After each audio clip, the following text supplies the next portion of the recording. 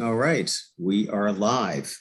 Good afternoon, everyone. Welcome to the Environment Subcommittee. We have until 5:18, so we'll get through as much of our agenda as we can. Okay, well, let's start off with a bill that where we approved amendments but held last week, HB 133. Delgado. Good afternoon, everyone. Welcome to the Environment. There Great. Okay. All right. There, we're good. That was live. Sorry. That's all right. Delgado. So you had requested a hold on this. So I just want to turn things back over to you since you requested the hold. So the amendments that we added last week, that changed it back to PAHs that we're talking about, and not specifically coal tar as per se. Right. I appreciate those amendments. Personally, I'm still going to vote against it, but I did appreciate the proponents of the bill reaching out to me, and I got a better perspective of why you're putting forth the bill, and I thank them for their time today. Okay. All right. Very good. So is there a motion for the bill as amended? I moved. Okay. We have a second. Great. All those in favor say aye. Aye. Opposed? Okay. All right. Bill passes. Thank you. Okay. House Bill 184, Delegate Shetty's bill on farm composting facilities permit exemption. She has requested, the delegate has requested that we hold this bill. She is working on amendments. So unless anyone has a burning question about this bill, I propose we move on. Okay. Delegate Gilchrist? It's not really burning, but is Tyler Abbott in the room? Looks like. Here's Tyler. Hey, how's everybody doing? Tyler, this bill says MDE doesn't regulate enough. I mean, is there any chance that we don't need a bill and you guys can just say, yeah, really, we need to give more square footage without a permit? Yeah, I think that we would be happy to find a middle ground. I think we do have concerns about going to 40,000, but I think that we'd be happy to, work more to find a middle ground. Okay, yeah, thanks, Tyler. Okay, I'm done, Mr. Chairman. Thank you. Okay. Tyler, and just real fast, have you had any discussions with the bill sponsor about that? So I have, sent comments to the Senate side. Delegate Shetty just reached out to me. I offered to talk in the morning, so we talking next week. Good. All right. So next week we can discuss further. Okay. Certainly. I'm sorry. Did anyone? No. Okay. House Bill 19. Excuse me, Delegate Stein, someone's got background noise going on or? I do. I'm sorry. Okay. I was getting ready to close my door. Put on mute. Okay. Yeah. Much better. Great. House Bill 195. Kristen, so it seems like there has been a meeting of the minds between the sponsor and CBF. Is that right? Sorry, that is correct. So okay. Could you explain the amendments?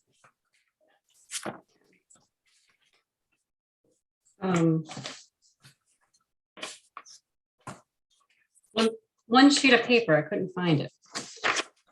So the bill, it provides an exemption for an individual employed by a county or municipality to perform certain marine contractor services without a license. And the amendment alters the types of marine contracting services that could be performed under this exemption.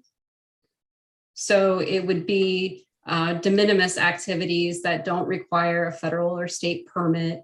And if the marine contractor services involve an existing structure and do not increase the footprint of the structure. There's also amendment language that adds a unit of local government to the path under subsection B for qualifying for a marine contractor license, because any activities that aren't covered by this exemption those employees would need to go and obtain a license from MDE. Okay, And then the bill, as introduced, also included an exemption for local employees from having to pay testing and licensing fees. okay. Thank you. Delegate Boyce?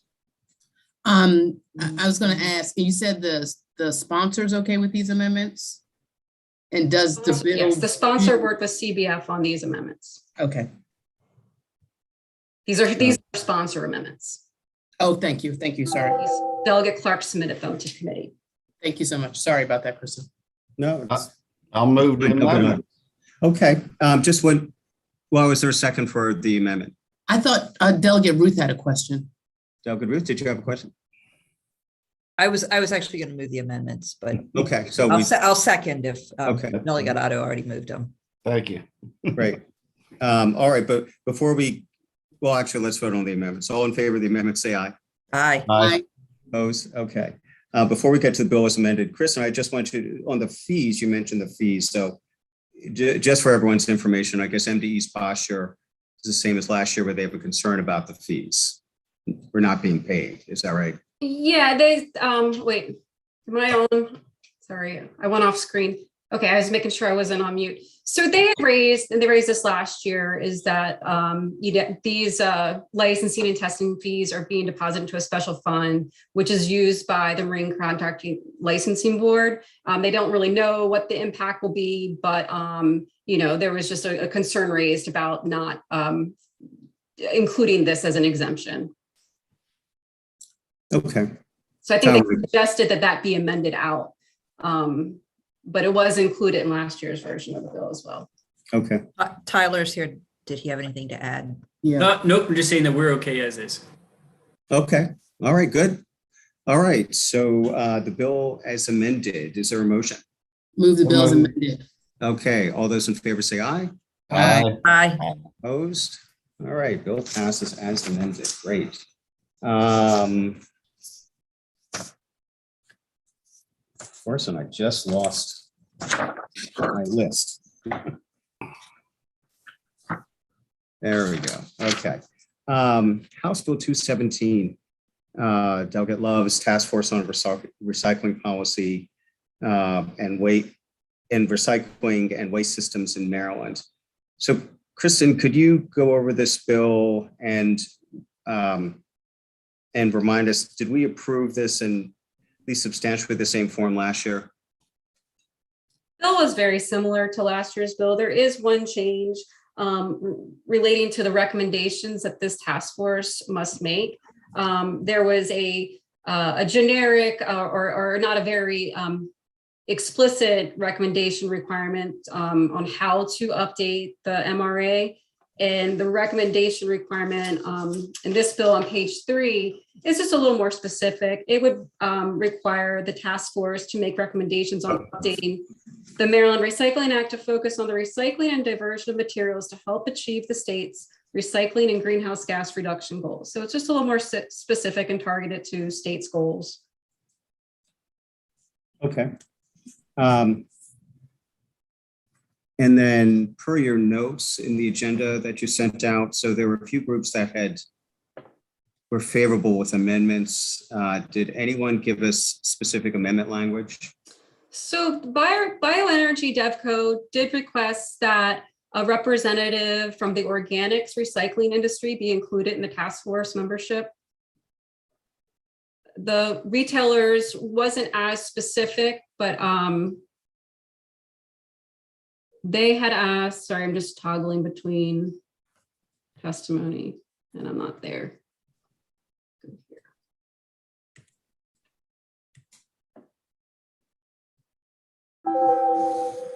So the retailers had asked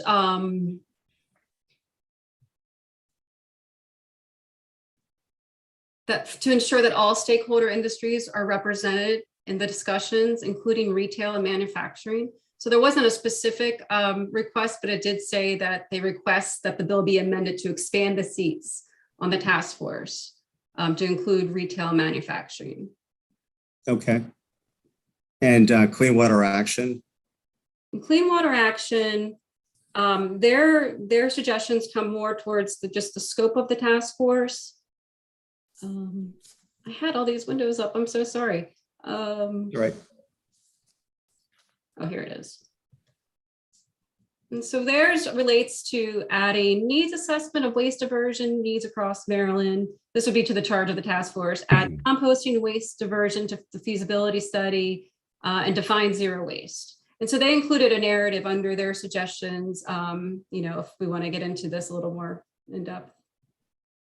Okay, so I guess my question to the subcommittee is, I mean, we do have one very specific amendment from Bioenergy DevCo. We have some sort of the substance of possible amendments from the retailers and Clean Water Action. Does anyone want us to consider either the specific one or, I think we should consider, I personally believe the more people at the table that are a part of kind of like the discussion is best, so that we get to a real and holistic and hopefully an innovative plan or system. And so I certainly am open to expanding the membership, but I'd like to hear what others have to say. Delegate Ruth. Thank you. I might have missed this. What is the sponsor's position on these amendments? Do we know? I don't. Or from the sponsor about these.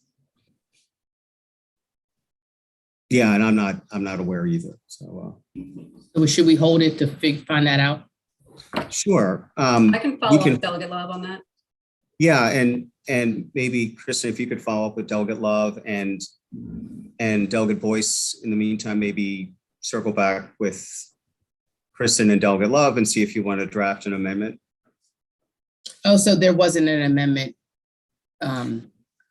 Okay. The amendment was included as part of a witness testimony. A member has not offered. Got it. Okay. Okay, so we need to check with Delegate Love, but also I guess, can we get a little bit more information about, and maybe if Clearwater Action is on here, about the scope, and is the scope something that actually needs to be legislated, or could they still could they do it as a part of the group just meeting? And I just be curious about that if they're here to discuss that a little bit. Okay, is anyone from Clean Water Action here? No, I guess not.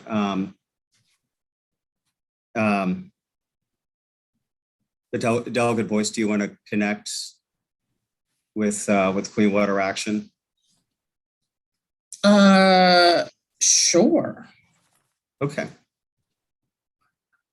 Okay. All right. So we'll put this on hold. Pending possible amendment. I mean, based on feedback from the sponsor and Delegate Boyce, based on your discussion with Clean Water Action and any of these other groups, and if there is any proposed language, obviously, please submit it to Kristen before. Should I copy the one of you or both of you on that email to Clean Water, or just Kristen, or tell me how you'd like to do that? It's up to you, really. I don't need to be copied on it. It really, okay, that's fine. The result really will be where you land, what you want to do. If there's an amendment you want to offer, do you want me to be kind of in the know of what, I'll save you from emails. I won't copy you. I'm sure you get enough. I won't copy you. I just wanted to, I'm not trying to say not to. You certainly can. Let me be respectful. You've got enough. I'll do it, and then once I get something, I will forward. How about that? Okay, that sounds great. Okay. Thank you. Okay. All right. Very good.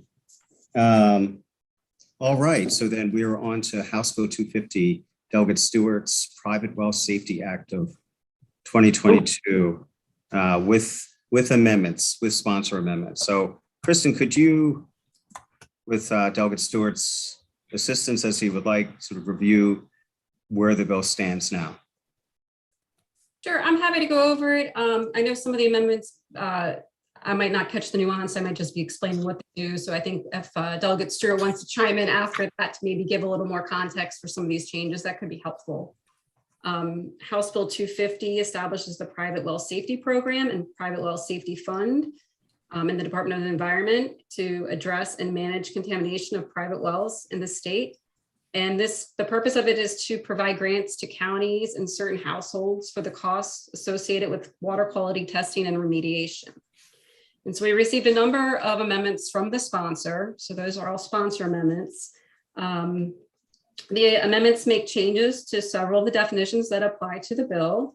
The amendments alter the definition of private well, remediation, water quality testing.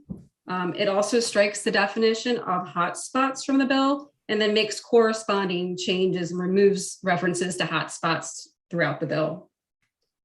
On page 7, there are some changes being made to what MDE must consider when awarding grant awards for water quality testing. The bill, as introduced, required MDE to consider income guidelines for awarding grants for remediation. This would also add the same language to when awarding grants for water quality testing, MDE must consider income guidelines. Okay. Moving on to page 8. As introduced, required MDE to develop certain water quality standards. This amendment language would require the department to adopt regulations to identify a list of additional standards for water quality testing the department deems necessary. And then in the bill language, it identifies certain contaminants to test for. There are changes to, so the way the bill came in, when this data was being collected and categorized, it indicated that should be categorized by zip code. This amendment language indicates that this information would be categorized by census tract or other identifying factors. And then on, it seems some of this seems to have just some clarifying language. On page 12, that's the language that would require that as a condition of sale on a contract for the sale of real property on which a well is located, it must include provision requiring that the well undergo water quality testing. This amendment adds that the responsibility for that testing is on the purchaser. And then the amendment also would allow a purchaser to waive in writing the testing requirements under this section. The amendment also alters how long testing remains valid. It changes it, the bill came in, this test would be valid for 6 months, and this amendment changes it to testing being valid for 3 years.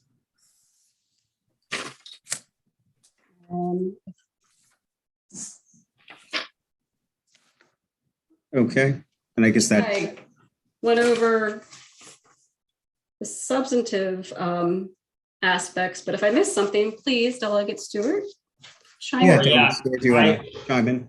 Sure. Yeah. So I mean, just as a general point, I know everyone is sort of trying to see what all the little technical changes here we're making. Essentially, what we're doing here is, just to refresh everyone's memory, this bill basically does 3 things. Number one, it sets a program up that we give folks some financial assistance so they can make sure they test their wells and remediate them so they're not drinking poison well water. Number 2, we're trying to set up a database that MDE would have so that we know when wells are poisoned and when wells are not poisoned. And then number 3, we want to set up a system where during a home purchase, the purchaser would be responsible for either waiving or making sure that the well is tested at that point. So that's kind of what we're talking about generally. And as y'all probably remember, we crafted this bill after several months of a lot of hard work from all the stakeholders to try to get everybody on the same page. Coming into the hearing, there were a couple basically small changes that Kristen went through that stakeholders still wanted to make to the bill, namely the realtors and MDE. And so we put on the changes the realtors wanted to make. Those are before you. That deals with the purchasing aspect. And then Tyler and Caitlin Schmidt engaged in a heady dialogue that some of it, I have to say, started to go over my head a little bit, but I was CC'd on the emails. They engaged in a dialogue back and forth to fine tune this language exactly how they wanted it. And the effective date was extended as well. And so in general, my point is that I think in this posture, we've gotten everybody on board. I don't want to obviously speak for MDE and their posture, but I think overall, I think everyone feels pretty good about it. In terms of why each minute change was made, I would be happy to defer to Caitlin and or Tyler so that they could explain their thoughts. I could certainly give it a shot, but the odds that I would butcher it are probably about 7 in 10. Right. Well, Delegate Boyce has a question. Let's go to her first. Thank you so much, Mr. Chair. So I have a couple of questions. If I remember correctly, as a state, we don't have a database of where wells are in general across the state, correct? Yeah, that's basically right. Yeah, we're one of the only states that doesn't have some sort of database set up. Okay, so Delegate Stewart, that only concerns me as it relates to kind of like as we go along, we're tracking wells, and then we're tracking, oh, this has been tested or not tested, but we still don't have a breadth of where they are. I mean, look, in Baltimore City, they're found all the time in backyards. Somebody threw a whole bunch of stuff down there and they close them up. But, I think that factor is incredibly important as it relates to well safety. I mean, if we really want to get wells safe and protect water, the fact that we don't really know where all of them are, and kind of as they come up, we are going to kind of like then require testing as I think is important, but it concerns me that we still are going to be missing a lot of wells that are otherwise not either registered, because I understand at one point there was a registry. I forget the woman who usually comes on here and talks to us about wells. It's Caitlin, I think. It's not Caitlin Schmidt. It's the woman who's the industry woman. She usually talks to us about wells. So that just makes me nervous. And the second question I had is, I heard you say that upon the sale of a property, it would be the purchaser's obligation to pay for the test, but not the owner. Correct. So first of all, on the first point, the bill sets up the database for the first time. And so I agree with you wholeheartedly that, if we're going to have all this new testing, it's crucial that we're able to track which wells are tested so that we know where the hot spots are. We know, the wells that haven't been tested but are in regions that are likely to have high contaminants so that we can make sure those wells are tested. So that's a crucial part of this. And the database component of this bill is really the one that I think the advocates have been most fired up about getting in. So that's maybe even the most important part of the bill. As for the purchaser obligation, we initially were silent on the point of who would be responsible for paying for the test during the real estate transaction. The realtors requested that we put it on the purchaser because according to them, a number of other tests for radon or whatever fall on the purchaser. So it's typical. And I think I remember, I bought a house this past summer. Yeah, you did have to pay for the inspection, but if something came up, it was the responsibility of the owner to fix it. Well, that would still be the case. Yeah. Okay. The purchaser is just responsible for paying for the test. And then for the inspection per se, they're really paying for the inspection. Okay. And we also added in there too, in this sponsor amendments per the realtor's request, that actually the parties can waive the testing if they both agree. And that's consistent with radon testing and lots of other testing that right now that we have. Is the realtors wanted that to be something that if the parties agree and recognize that, either because the test has been done recently enough, or they didn't have any concerns, or maybe because the purchaser is not meaning to use the well, that they could waive the test if they mutually agreed. But at least they would know. Right, but does the bill specifically say in which cases that would be? So for instance, it's well was checked in the last 6 months to the year, so it's no, or the well, would not be used. And would there be, if in the case of the well not being used, would the purchaser have to sign off on something that would say otherwise, that they're not going to use the well, therefore, no test is required, because if. Yeah. So right now we added, and it's on page 12 of your amendments, or 12 on the bill as amended that Kristen sent around a couple of days ago or yesterday. Number 4, line 28 on page 12. We just add one sentence, and that's just directly from the realtors. A purchaser may waive in writing the water quality testing requirements under the subsection. So in other words, they're informed about it. The purchaser is informed that they're required to do the testing. The parties will therefore know that this is something that they're obligated to do. We hope that the information part of this will at least be at play, even if the test is waived, because one thing we know from the surveys is that most people don't even know they're supposed to be testing their wells at all. So that's essentially, there's, to answer your question, they can waive in any situation. Okay, so, but I think your point is, and I agree, is that regardless, they would then be able to then be registered or put on this database for a well that we actually didn't know existed per se, which is most important. Yeah, I would defer to Caitlin on exactly what the mechanics would look like in the case that someone waives. Caitlin, could you pop on and either answer that and or correct the record of all the things I've already messed up? No, your assessment was correct. So anytime a test is conducted through that real estate transfer process, it would be added to the database. However, if they do go ahead and waive, no testing will happen. So there's no trigger to have that uploaded to the database. Well, I won't take up any more time, but I would say I would like to discuss that further, because if the point is that we want these wells on a database, I think it's important to get it on a database. So I'll digress at this point.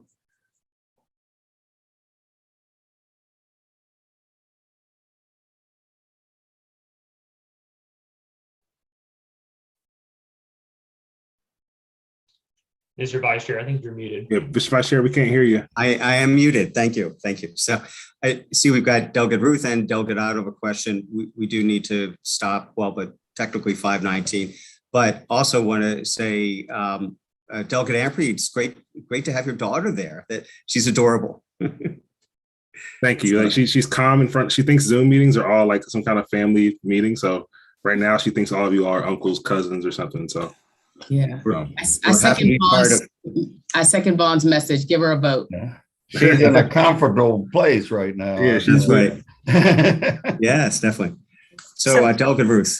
Yeah, thank you. Thank you, Mr. Chair. And I know we have to go, but I just really quickly wanted to follow up on Delegate Boyce's question. And I think she makes a really good point that if the purchaser waives the testing, but maybe another purchaser down the road might need to know there's a well there so that they can have the option of testing. And so I just wanted to ask if that's something that could be amended to, if the purchaser waives, to still require to be added to the database. What do you think, Caitlin? I think the issue here is that the trigger for basically adding things to the database is the test, and that's just kind of like a fundamental feature of the bill. So, but Caitlin, what do you think? I mean, I was sensitive to the realtors' concerns here. Obviously, I love when people are arguing that my bill should be stronger. This is not a position I'm normally in. But Caitlin, if you have any thoughts on maybe, we could certainly go back to the drawing board with the realtors before we bring this bill back up, in next week or in future weeks to see if there's some way around y'all's concerns. Caitlin, what do you think? I agree completely. Just wanted to very quickly say that we also incentivize adding testing and then locations of wells to the database through the second component of the program, which is anytime MDE or a county doles out funding for testing, that data is also added to the database. So it's not just the real estate testing and wells that are added to the database. It's the, additional wells tested under the program. Thank you. And I don't want to hold the bill up. I don't feel strongly about it, but it's just something that I think if we could do would be great. Okay, Delegate Otto, do you have a quick question or otherwise? Yes, Mr. Chairman. This is just for residential wells, households. Because, I deal with the farm operations that we have, irrigation wells and wells that feed livestock operations and things like that, we do our own testing. Yeah, and those sales, if you had a sale there, there wouldn't be any requirement. And just to be clear, Delegate Otto, there's no ongoing testing requirements. We're not making folks with residential wells test. We're giving them an opportunity to get money. So, for folks in jurisdictions that have a lot of these wells, I mean, this program we're hoping is going to be a financial boon so that folks can finally get their wells tested on a regular basis. But we're not requiring any testing unless you're selling your property. So who's paying the fee for this fund? Well, it's going to have to be an appropriation. So essentially the funding mechanism in the bill, it would be any application fee that MDE would assess to sort of apply for a grant. But other than that, we're basically going to be. But it's not going to be added to the well permit fee that. No. We're basically hoping that this governor or the next governor will allocate money into this budget so that folks can pay for this testing. Okay, with that, I'll say we'll continue the discussion next week. And Thank you. Thank you. Hope everyone has a good evening. Thank you. Thank you. Good night. Yeah. Night. Bye, everybody.